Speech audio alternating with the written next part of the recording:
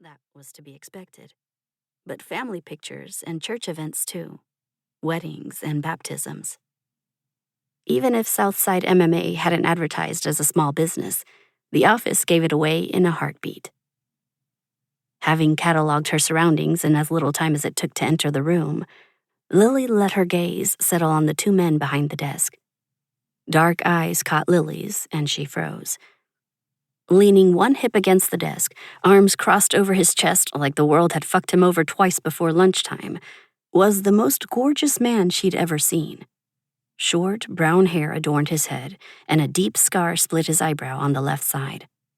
He had a heart-shaped face, stiff jaw, strong chin, full lips, and rounded brows. Covering most of the white skin of his arms were sweeping, vibrant tattoos.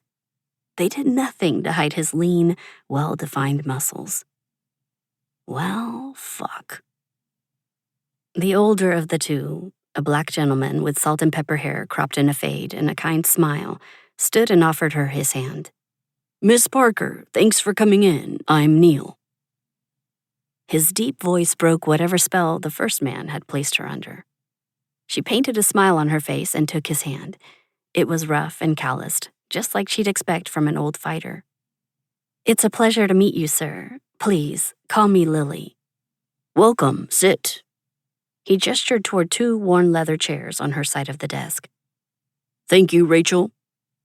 Rachel exited with a wave, and Neil's gaze turned to his companion. "Staying for the interview, Sullivan?" Sullivan, that has to be his last name, right? Straightened and shook his head. "You're gonna do whatever you're gonna do. I'm taking my 15 with Saoirse." He turned, slinging his hands into the pockets of his gray sweatpants and giving Lily a cursory sneer before slipping out the door.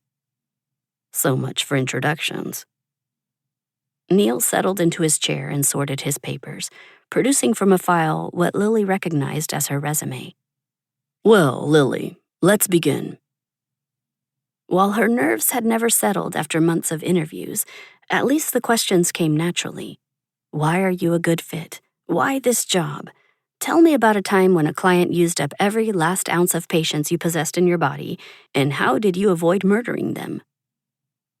But despite the voices whispering in her head that this would be another disappointment, deep down, Lily knew she was the perfect fit.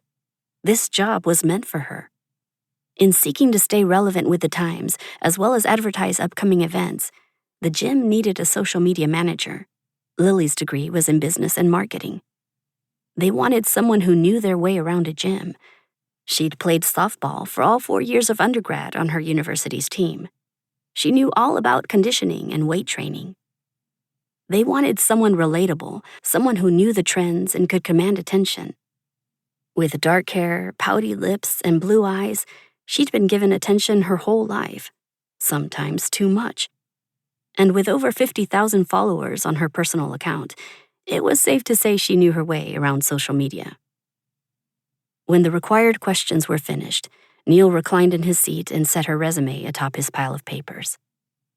"I won't lie, Miss Parker, you look great on paper, but I do wonder how you'll fit in here. We're like family. I've got kids on the MMA team now whose parents I coached when they were teens. Everyone who lives here, their parents and grandparents and so on, lived here. Most folks want to be in the suburbs or up past the river."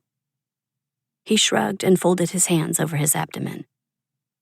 "It costs a small business a lot in hiring and training. I have to wonder if you're planning to stick around." Now, wasn't that the question of the hour? "I have 6 months left on my apartment lease, if that makes you feel any better." When Neil didn't crack a smile, Lily swallowed and dug her heels against the floor, halting the jitter in her knees. Wetting her lips, she tried again. "I've been looking for community ever since I graduated and lost that connection I had with my team. I've enjoyed my time in Chicago so far, and I don't have any intentions of leaving. I mean to make a home here."